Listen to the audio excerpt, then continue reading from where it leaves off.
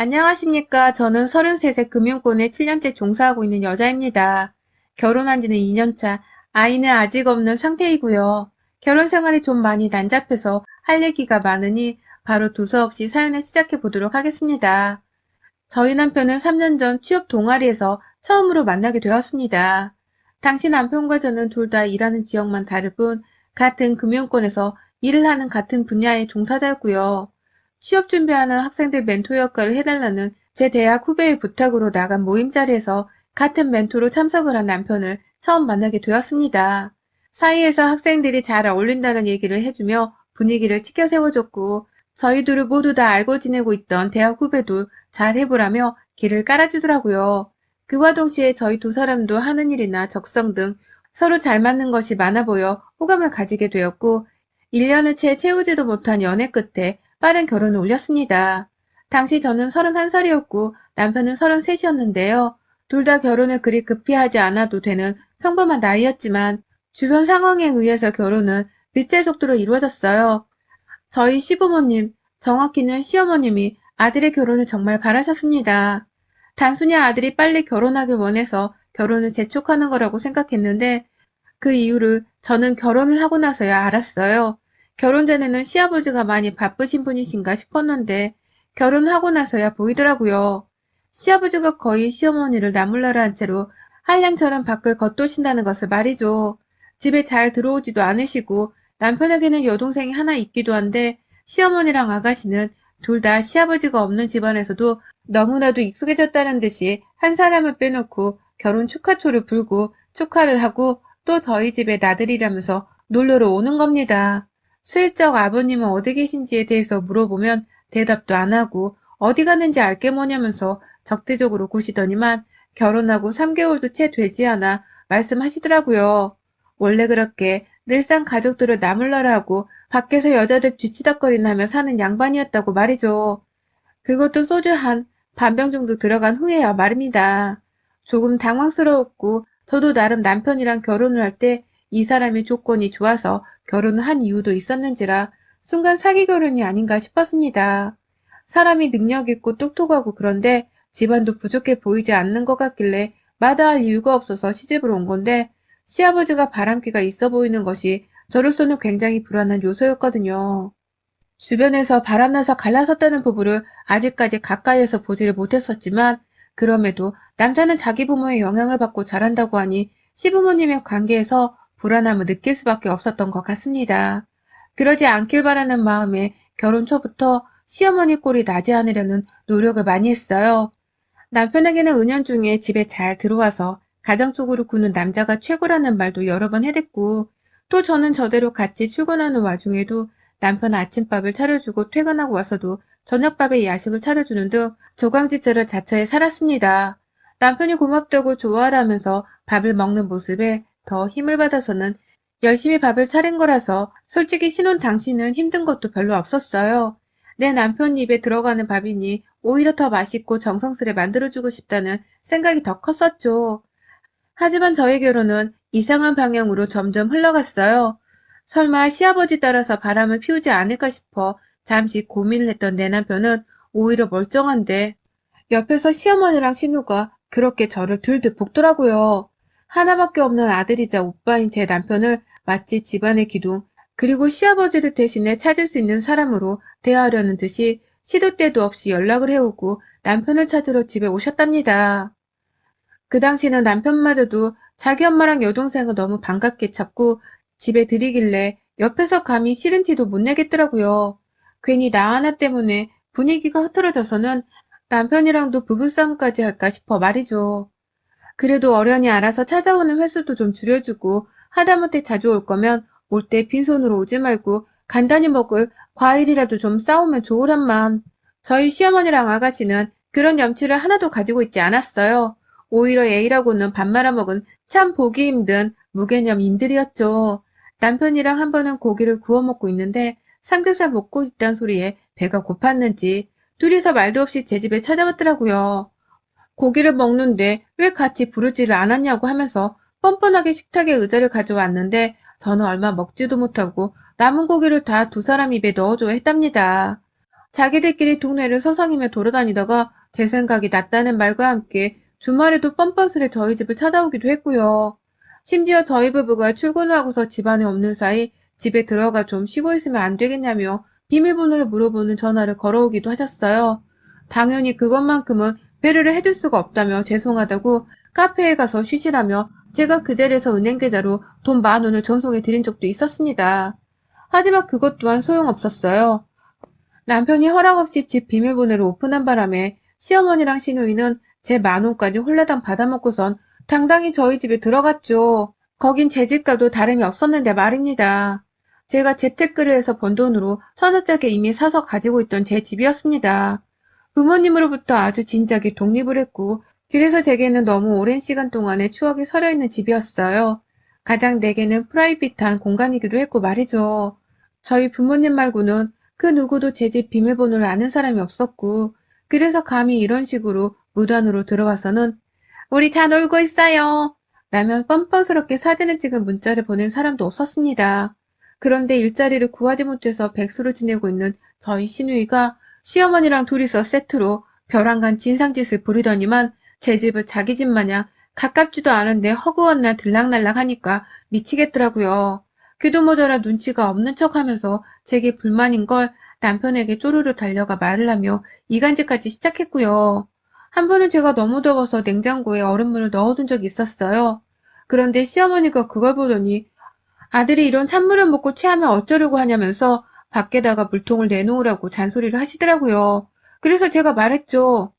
여기는 제 집이고 제가 마신 물을 냉장고에 넣어둔 건데 왜 어머님이 이걸 밖에 꺼내라 말하세요? 라고 말이죠. 그런데 그걸 시어머니가 남편한테 가서는 제가 남편 속에서 장염이 나던 유염이 나던 아무 소용이 없다 했다면서 제 입에 들어가는 물이 중요하지 남편 입이 무슨 소용이냐며 난동을 피웠다고 말을 전하셨더라고요. 그래서 남편은 또 꿍해가지고는 우리 엄마한테 진짜 그런 식으로 말했어? 야, 네가 아무리 그래도 며느리인데 그냥 알겠다고 거분거리면 그만인걸. 왜 화를 내서는 우리 엄마 기분을 잡치게 만들어. 라고 저를 탓하더라고요. 와이프인 제 말을 들어볼 생각도 하지 못한 채 말이죠. 뭐 사사건건 자기 엄마랑 자기 여동생 편을 들면서 점점 저를 남보다 못한 와이프로 바라보는 남편의 행동들은 한두 가지가 아니었습니다. 그 속에서 상처를 입고 남편으로부터 마음이 멀어지는 건 저였고 이런 저를 보면 남편도 내심 점점 마음이 멀어져가는 듯 했어요. 우리는 분명 둘이서 잘 살 수 있었고 또 앞으로도 아이를 낳거나 함께 여행도 더 다니며 잘 살 수 있는 시간이 더 많았는데 남편은 제게 먼저 꼬리 한 번을 내려볼 생각을 안 했고 무조건 자기 가족들을 방어하고 더 치켜 세우면서 저를 막무가내의 며느리로 몰아가는 것에 동조를 했습니다. 그러니 시어머니나 시누이도 점점 저를 더 우습게 여기기 시작했고요. 이제는 우리 집에 막무가내로 들어와서 냉장고를 뒤집어 놓고 TV를 보거나 배달 음식을 시켜 먹은 채 뒷정리를 하지도 않고서는 지들끼리 집으로 돌아가는 일도 다반사였어요. 그러다 남편이 생활비를 보태던 것을 또 끊어내고 말하더라고요. 자신이 사업을 하려고 하니 당분간은 제 월급만으로 생활비를 쓰면 좋겠다고 말해줘. 곧 퇴사를 하고 갑자기 사업을 한다는 남편이 솔직히 믿음직스럽진 못했습니다. 그렇게 나가서 안정적인 월급보다도 성공해서 잘 벌고 살 거란 보장이 전혀 없었으니까요.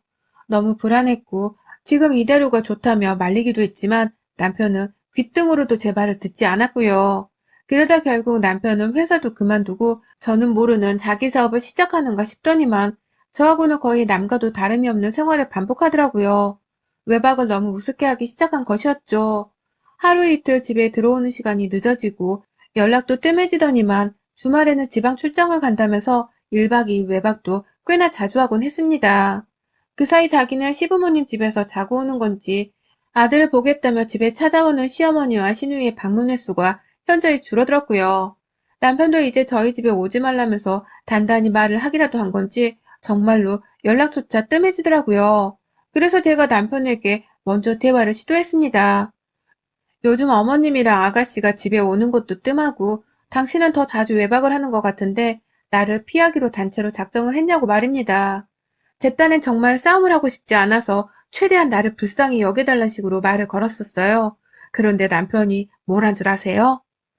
그렇게 집에 오는 거 싫어했으면서 이제 와서 안 보이니 보고 싶은 거야? 아니면 시부모 못 오게 해서 나한테 고맙기라도 한가 보지?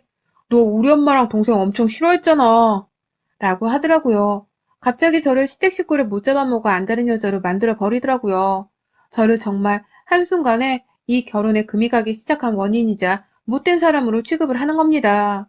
그러더니 결국 며칠 내내 같은 문제로 냉전을 벌이고 저 혼자 잘못한 사람을 만들더니만 이혼을 하자고 하더라고요. 저랑은 더 이상 같이 살기 싫고 무엇보다도 여자로 보여지지가 않는다면서 말입니다. 남편의 말이 너무 상처였기에 그냥 이혼을 해줄 법도 했으나 저는 너무 미련이 남았어요. 참 바보 같았지만 제가 아직 남편을 향한 마음이 다 정리되지 못했는데 이런 식으로 이혼해서 갈라서야 한다는 게 도무지 믿겨지지 않았습니다. 우리가 사람들 앞에서 한 서약이 있고 정리해야 할 법적 관계가 있는데 결혼이 장난이냐면서 남편을 향해 이혼을 하길 거부했어요. 무조건 안 된다면서 그냥 일방적으로 이혼을 거부한 것이었죠. 그 바람에 남편은 그냥 집을 나가버리더라고요. 이대로 우리가 더 살았다가 좋을 게 하나 없다면서 말입니다. 나가서는 저한테 이혼을 해달라고 지속해서 서류를 보내더라고요. 급기야 시어머니랑 시누이까지 나서서는 왜 자기 아들의 인생에 발목을 잡고서 훨훨 사업가로 날아야 하는데 날지를 못하게 하냐고 인생을 망치게 하지 말라면서 이혼을 종용하셨습니다. 네가 그렇게 이혼을 해주지 못하고 있으니 우리 아들이 가정일에 신경 쓰느라 제대로 집중도 못하지 않냐. 네가 뭔데 해준 것도 없으면서 이제 와서 또 내 아들 발목을 잡아. 네가 뭔데 집만 해왔으면 다야? 내 아들한테 여자 같지도 않았던 년 주제에. 라고 독한 말씀까지 하시며 말이죠. 그동안은 며느리인 제 덕을 보면서 제 명의의 집안에 마음대로 들어와서는 각종 살림살이를 거덜내가고 음식을 나눠 먹고 또 허락 없이 얻어먹으려고 그렇게 혈안이 되어 있었던 사람들이었는데 이제 와서는 자기 아들이 돈 잘 버는 사업가가 될 거니까 하루라도 빨리 이혼하고 놓아주라면서 헤어져 달라 부탁을 하다니요. 정말 사람이 어떻게 하루아침에 이렇게 뻔뻔히 변할 수가 있는지 우리 결혼이 다 뭐였나 싶어서 정말 침울함이 극도로 치달았어요. 생각할수록 그 배신감이 너무 커서 시어머니와 시누이를 생각할수록 열불이 터졌어요. 그러는 와중에 제가 할 수 있는 건 결국 이혼밖에 없었고요. 남편은 계속해서 정 떨어진 말만 하며 이혼을 해달라고 하고 시어머니의 시누이까지 나서서는 자기 아들 발목 잡지 말란 말을 계속해서 뱉어내시니 저도 이쯤 해야겠다 싶었습니다. 그냥 딱 여기서 끝을 내고 나는 하루라도 빨리 내 인생으로 돌아가 정착해서 살아야겠다 싶었어요. 잠시 인생의 큰 똥을 밟았던 바람에 우회를 한 것일 뿐 절대로 실패한 게 아니라는 마음가짐을 먹어가면서 힘들게 말이죠. 그래서 남편을 향한 배신감과 시누이와 시어머니를 향한 분노가 눈앞에 서렸지만 정말 눈물을 머금은 채 이혼을 감행했습니다. 거의 남편과의 별거를 한 달 좀 넘게 지속하다가 이혼서를 제출한 것이었고요. 숙려기간 3개월까지 끝내고 나면 이젠 정말로 우리 사이가 남이 되는 것이었어요. 그런데 그로부터 숙려기간이 한 달도 채 남지 않았던 그 시점에서 시어머니랑 시누이가 제 집을 찾아왔습니다. 그것도 짐을 싸든 채로 일방적으로 말입니다. 당연히 별거를 시작하자마자 시무랑 시누이가 또다시 오지 못하게 혹여나 하는 마음에 비밀번호 장치를 지문인식기로 바꿔버렸었고요. 그래서 아무도 저 말고는 제 집에 들어올 수가 없었습니다. 그래서인지 퇴근을 하고 가보니까 시누이와 시어머니는 집에 들어오지도 못한 채 제 집 앞에서 쭈그려 앉아있는 겁니다. 저를 보자마자 며느라, 언니! 라고 하면서 급기야 저를 아주 반갑게 맞아주기까지 하셨고요. 이혼해달라고 저를 향해 이혼을 종용하면서 자기 아들 편을 들던 그 치졸했던 것들이 갑자기 저를 다시 며느리라면서 맞이해주는데 이게 도대체 뭔 일인가 싶더라고요. 어떤 일이냐고 물어보니 대답도 하지 않은 채 짐가방을 보여주며 잠깐 하루라도 지낼 수 있겠냐면서 졸라대기까지 했고 말이죠. 황당하고 당연히 내 집에서 저것들이 잠을 자도록 내버려둘 생각이 없었지만 말 안 하고 찾아온 두 여자의 짓거리가 너무 수상해서 얘기나 들어보고자 했습니다. 그래서 가지고 온 짐은 밖에 놓고 들어오라는 조건하에 문을 열어줬어요. 두 사람은 보란듯이 제 지문을 인식기에 찍었더니 두 사람은 이제 비번 이런 건 없는가 보구나. 네가 있어야 들어오는구나. 라며 떨떠름해 했고요. 그리곤 집에서 얘기를 꺼내놓는 두 사람의 말은 정말이지 의외였고 정말이지 반가웠습니다. 신우이가 먼저 시어머니의 눈초리를 받고 나서야 겨우 입을 열더라고요. 언니, 있잖아. 내가 곰곰이 생각해보니까 언니랑 오빠가 왜 이혼을 해야 하는가 싶더라고. 언니가 우리한테 진짜 잘해줬잖아. 나 언니랑 다시 잘 지내보고 싶어. 우리가 힘써볼 테니까 오빠랑 다시 재혼해. 아직 숙려 기간 안 끝났지. 라고 말이죠. 너무 어처구니가 없었어요. 먼저 이혼해달란 사람한테 이젠 재혼해달란 소리도 내가 해야 하는 거냐면서 이딴 소리를 할 거면 그냥 가시라고 제가 직접 현관문까지 따다 열어드렸는데 시어머니는 그 사이에 밖에 있던 자기 짐가방까지 급하게 챙겨선 도로 집안에 들어오시는 겁니다. 그러더니만 우리가 잘못했다니까. 다시 내 아들이랑 잘 지내면 너도 이혼녀 딱지 떼고 내 아들도 이혼남 딱지 떼고 좋잖아. 왜 어렵게 생각하는 거야? 그냥 다 같이 지내면서 우리 좀 오손도손 살자. 나랑 우리 딸이 여기서 살림하는 거 정말 책임지고 다 할 테니까 너는 밖에서 돈만 벌어와. 라고도 하셨고요. 갑자기 전 며느리한테 돈 벌어오란 소리를 하면서 자기가 살림을 다 책임지겠다고 하니 저도 발등에 불이 떨어진 기분이었습니다. 이것들이 제 집에 무상으로 얹혀 살려고 찾아왔구나 싶어서 순간 도둑년들한테 집을 뺏길까 싶어 아찔했던 것이었죠.